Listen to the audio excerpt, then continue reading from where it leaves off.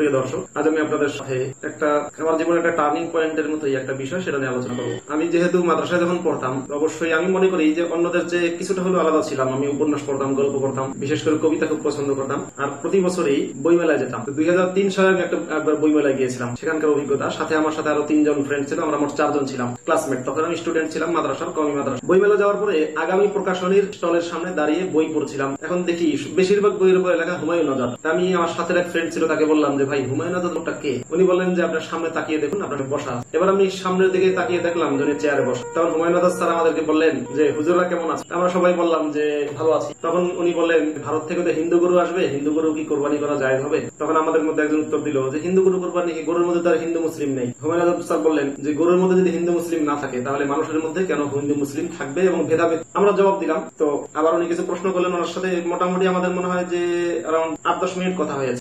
উনি একটা কথা বললেন তখন যে মোহাম্মদ তো আরবি সাহিত্য ধ্বংস করেছে। আমরা এটারও জবাব দেওয়ার চেষ্টা করলাম। এভাবে আমাদের মধ্যে একজন ছিলেন এক ভাই, উনি বললেন যে মোহাম্মদ সাল্লাল্লাহু আলাইহি ওয়াসাল্লাম আরবি সাহিত্য ধ্বংস করে নাই, বরং আরবি সাহিত্যকে উনি আরো উচ্চ মর্যাদা নিয়ে গিয়েছে। হুমায়ুন আজাদ স্যার বললেন যে আরবি সাহিত্যের শ্রেষ্ঠ কবি কে? আমি বললাম যে আরবি সাহিত্যের শ্রেষ্ঠ কবি হলো ইমরাউল কায়েস। হুমায়ুন আজাদ স্যার বললেন যে ইমরাউল কায়েস যদি শ্রেষ্ঠ কবি হয়, সে তো মোহাম্মদের আগে, তাহলে এর পরেও কেন তার চেয়ে ভালো কবি আসলো না? আমাদের মধ্যে এক ভাই জবাব দিলেন, ইমরাউল কায়েস তো কবিতা লিখতো কোনো মানুষের উপকারে কিছু লিখতো না, নারী, মদ, যৌনতা নিয়ে লিখত। পরবর্তী সময়ে মোহাম্মদ সাল্লাল্লাহু আলাইহি ওয়াসাল্লাম এটাকে ঘুরিয়ে দিয়েছেন, মানুষের কল্যাণমূলক কাজে কবিতা লেখার জন্য। হুমায়ুন আজাদ স্যার বললেন যে কি কল্যাণ করেছে মোহাম্মদ বলো। তো মোটামুটি এভাবে কথা শেষ হলো, চলে আসলাম। আসার পরে আমি আগে কখনো হুমায়ুন আজাদ স্যারের নাম শুনিনি। আমি আমার সাথে একজন বড় ভাই ছিল, তাকে জিজ্ঞাসা করলাম, আমার ক্লাসমেট কিন্তু বয়সে আমার চেয়ে অনেক বড়। বললাম যে ভাই, হুমায়ুন আজাদ ইনি কে? উনি বললো যে ঢাকা ইউনিভার্সিটির এবং উনি নাস্তিক। তো এর আগে হুজুররা আমাদেরকে মাদ্রাসায় সবসময় নাস্তিকদের সম্পর্কে প্রচন্ড একটা খারাপ ধারণা দিয়ে রাখে, এবং আমরা আসলে তখন খারাপ ধারণাই ছিল নাস্তিকদের প্রতি। নাস্তিক মানে খুব খারাপ,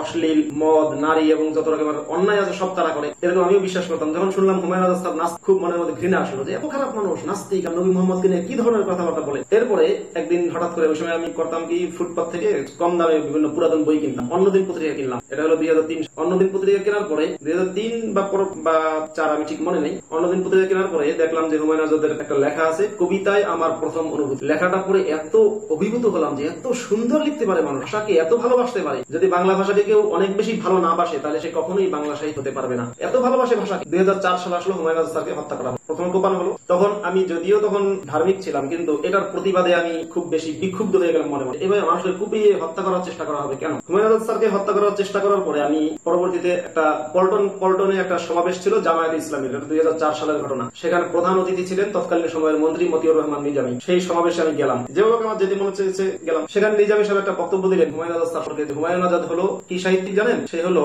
খুব উচ্চাঙ্গের সাহিত্য। নিজামী সাহেব খুব হাসতে হাসতে তখন বললেন, আমি আমার এক বন্ধুর কাছে বললাম হুমায়ুন আজাদ উচ্চাঙ্গের সাহিত্য। আমার সেই বন্ধু বললো উচ্চাঙ্গের না, সে হলো নিম্নাঙ্গের। এরকম কথা বলেন নিজামী সাহেব একটু হাসলেন। আমার সেই ইস্যুটা এখনো মনে আছে এবং কথাগুলো খুব সুন্দর করে আমার মনে আছে। তো যাই হোক, হুমায়ুন আজাদ স্যারকে কোপানো হলো, এরপরে অনেক ব্লগারকে কোপানো হলো। হুমায়ুন আজাদ স্যারকে কোপানোর থেকেই আমার মনের মধ্যে এই কোপাকুপির প্রতি একটা বীতশ্রদ্ধ এবং একটা ঘৃণা জন্মালো, যে কোপাকুপি তো এটা কোনো মানুষের কাজ হতে পারে না। এরপরে যখন অভিজিৎকে কোপানো হলো, আরো বিভিন্ন সময় ব্লগার কোপানো হলো, শুধু আমি না, এক একটা ব্লগারকে কোপানো মানে হলো কমপক্ষে কয়েকশো বা হাজার খানেক আলেম ইসলাম থেকে বের হয়ে দেওয়া। আপনারা যখন অভিজিৎ কুপিয়েছেন, জেনে রাখুন হাজার হাজার হাজার আলেম ইসলাম থেকে বের হয়ে গিয়েছে। যদিও তারা এখন অনেকে মসজিদের ইমাম এবং মাদ্রাসা শিক্ষক, এমনকি হেফাজত করে, এমনকি হেফাজতের শীর্ষ নেতা, ইউটিউবে ইসলামের পক্ষে বক্তব্য দেয়, টেলিভিশনে ইসলামের পক্ষে বক্তব্য দেয় আছে। এগুলো সব স্বার্থের কারণে, কিন্তু তারা ইসলামকে মানে না, কারণ তারা এই সমস্ত খুন খারাপি পছন্দ করে না। এরকম আলেম বহু আছে। এবং এরকম যদি আরেকটা ব্লগারকে আপনারা হত্যা করেন, তাহলে এরকম আরো শত শত আলেম ইসলাম থেকে বের হবে। যত কোপাবেন সাধারণ মানুষ ইসলাম থেকে বের হবে, সেটা আছে, আলেমও বের হবে, হাজারো আলেম বের হবে। এজন্য কোপাকুপি বন্ধ করুন যদি আপনাদের ইসলামকে বাঁচাতে চান। আর যদি ইসলামকে আপনারা খুব দ্রুত ডিস্ট্রয় করতে চান, ইসলামকে দ্রুত ধ্বংস করতে চান, তাহলে আপনারা কোপাতে পারেন, সেটা আপনাদের ইচ্ছা। সবাই ভালো থাকবেন। আবার